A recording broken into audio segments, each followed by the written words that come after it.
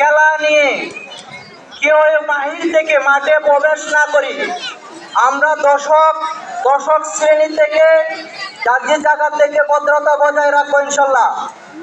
আমরা যাতে আমাদের এলাকার কোনো ধরনের বদনাম না আসে সেদিকে আমরা সকলে লক্ষ্য রাখবো।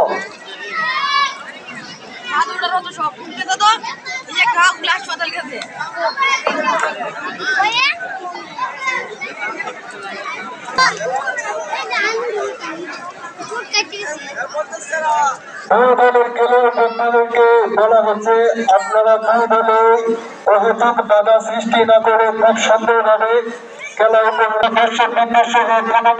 যারা আছে সবাই আপনাদের কাছ থেকে এটা আশা করছি।